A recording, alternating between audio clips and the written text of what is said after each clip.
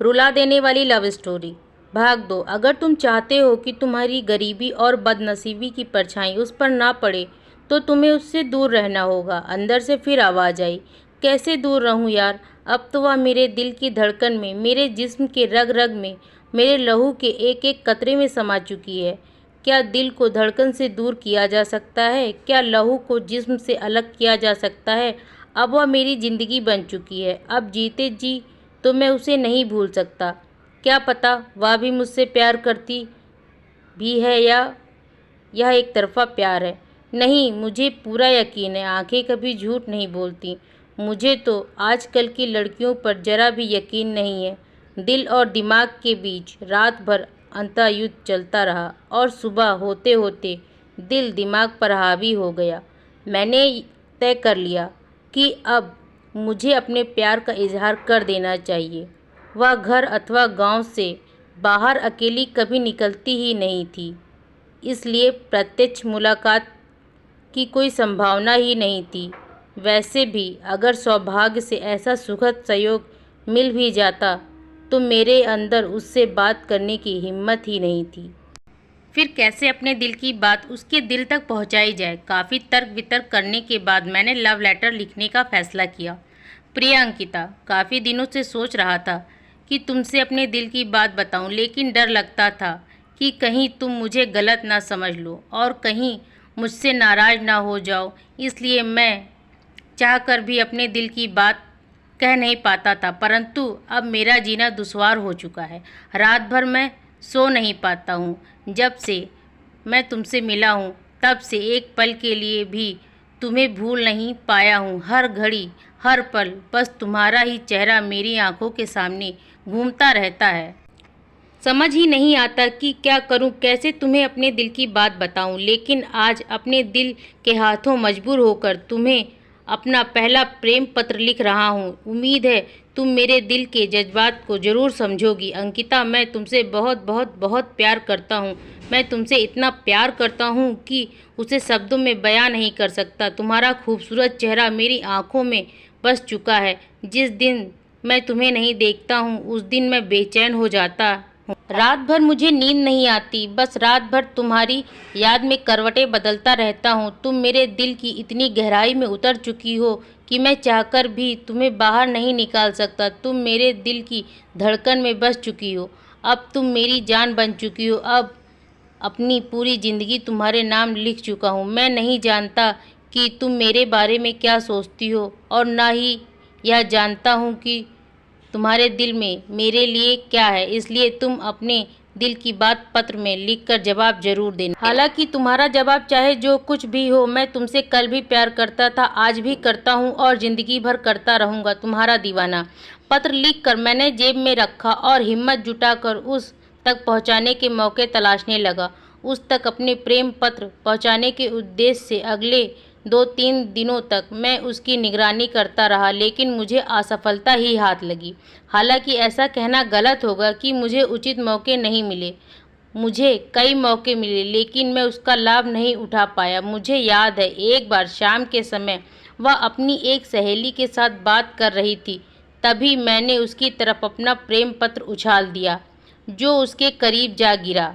लेकिन पता नहीं उसने देखा नहीं या शायद अंधेरे की वजह से उसे दिखा नहीं।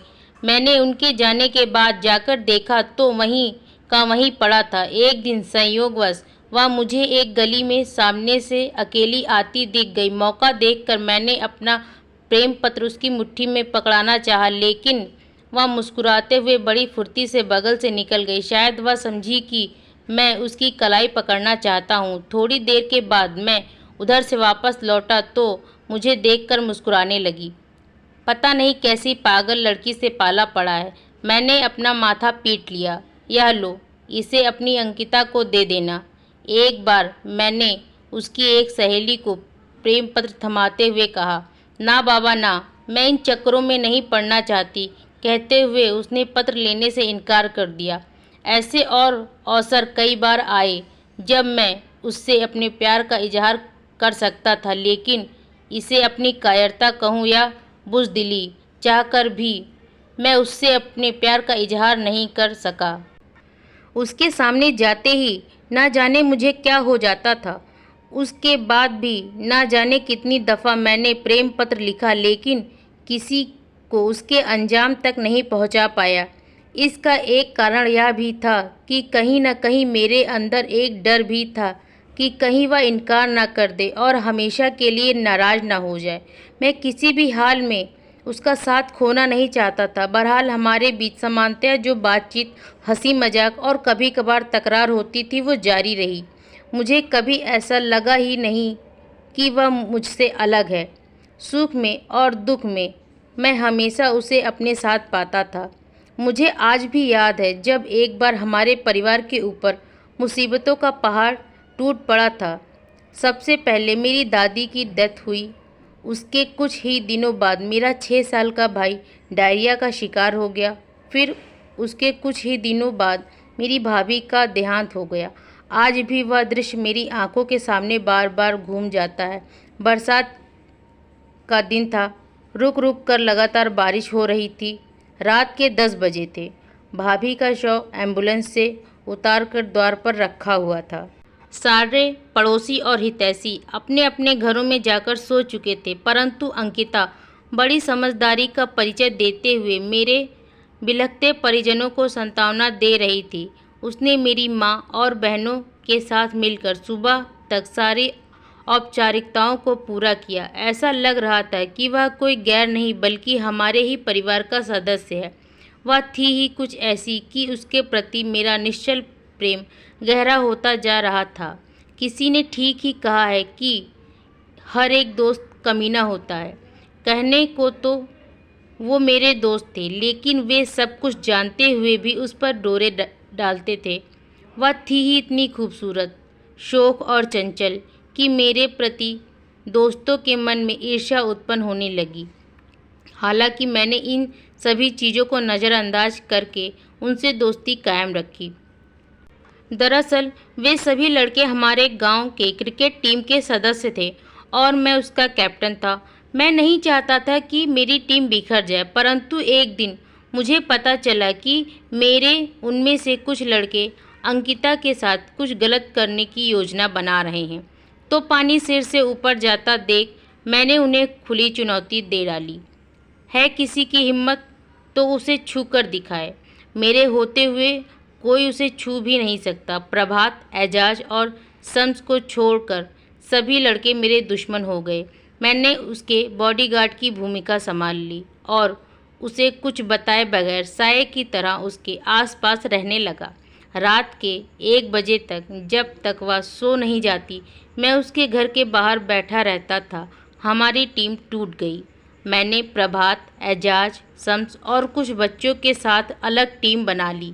हमारे बीच एक चैलेंजिंग मैच भी हुआ जो झगड़ा होने की वजह से अनिर्णायक रहा। मुझे याद है उस मैच में मैंने इतना लंबा सिक्स मारा था जो पूरे मैदान को पार करके अंकिता के पास जाकर गिरा था, जो उस वक्त अपने आम के बगीचे में बैठी हुई थी। एक बार तो उन्होंने अकेले में लड़ाई करने का चैलेंज दे दिया। अब शेर भला किसी की दहाड़ कैसे बर्दाश्त कर सकता है। मैं और प्रभात निश्चित जगह पर बिल्कुल टाइम से पहुंच गए। एक तरफ 7 लड़के और दूसरी तरफ हम दोनों। लेकिन मेरा एटीट्यूड और हिम्मत देखकर उनमें से किसी की भी आगे बढ़ने की हिम्मत नहीं हुई। खैर, किसी तरह मामला शांत हो गया। उसके बाद आगे फिर से किसी ने कोई हिमाकत करने की कोशिश नहीं की। उन दिनों अगल बगल के गांवों में अक्सर महायज्ञ और अष्टयाम जैसे धार्मिक आयोजन होते रहते थे। ये धार्मिक आयोजन हमारे लिए वृंदावन हुआ करते थे। चाहे कैसा भी मौसम क्यों ना हो, वह अपनी सहेलियों के साथ जरूर जाती और वहाँ हम दोनों को एक दूसरे की सूरत को नज़रों में उतारने का भरपूर मौका मिलता। मुझे याद है जब हम बगल के गांव में रात को कृष्ण लीला देखने जाते, हमारा और उसका सीट बिल्कुल पक्का होता। हम पुरुषों के पंडाल में और वह महिलाओं के पंडाल में बैठती थी, लेकिन हम प्रतिदिन एक ही जगह पर बैठते और ऐसी जगह पर बैठते कि हम एक दूसरे को देख सकें। पूरे 5 घंटे सारे दर्शक राधा और कृष्ण के रास लीला का आनंद लेते और हम दोनों सारी दुनिया को भूलकर एक दूसरे की आंखों में खोए रहते। वो मेरे ज़िंदगी के सबसे बेहतरीन पल हैं, जिन्हें मैं कभी नहीं भूल सकता। राधा और कृष्ण की तरह हमारा प्यार भी गांव की लड़कियों और लड़कों में मशहूर होता जा रहा था। भले ही हमारे बीच अकेले में मुलाकातें नहीं होती थीं, लेकिन हमारे नैना हर पल एक दूसरे से बातें करते रहते थे। यद्यपि मैं रात को अक्सर सपने जरूर देखता था कि वो बगीचे में मेरे सीने से लगी हुई मेरे बालों को सहला रही है, हम दोनों एक दूसरे से प्यार भरी बातें कर रहे हैं। लेकिन फिलहाल मैं इतने में ही खुश था। मेरे मन में उसके प्रति कभी भी सेक्सुअल विचार नहीं आते थे। मुझे गांव और समाज की हदों का भी ख्याल था। मैं नहीं चाहता था कि मेरी वजह से उसकी इज्जत पर कोई आ जाए, वह अपने परिवार और समाज की नज़रों में बदनाम हो जाए। सच कहूँ तो मैं उसकी आंखों में आंसू बर्दाश्त नहीं कर सकता था, इसलिए मैंने कभी अपनी हदों से बाहर जाने की कोशिश ही नहीं की।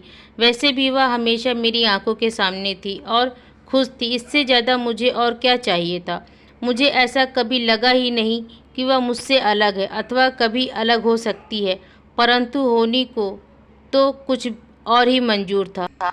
अगर मुझसे कोई पूछे कि प्यार का सबसे बड़ा दुश्मन कौन है, तो मैं कहूँगा गरीबी। जी हाँ, गरीबी, जो उसके ख्वाबों को चकनाचूर कर देती है, उससे उसकी खुशियों को छीन लेती है और उसे जुदाई के आंसू पीने को मजबूर कर देती है।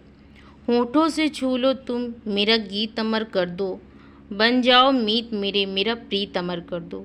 माँ जल्दी से खाना लाओ, पेट में हाथी कूद रहे हैं। दोस्तों, कहानी आपको कैसी लगी कमेंट करके ज़रूर बताएं। कहानी का शेष भाग सुनने के लिए हमारे चैनल यूनिको ज्योति को सब्सक्राइब, लाइक और शेयर ज़रूर करें। धन्यवाद।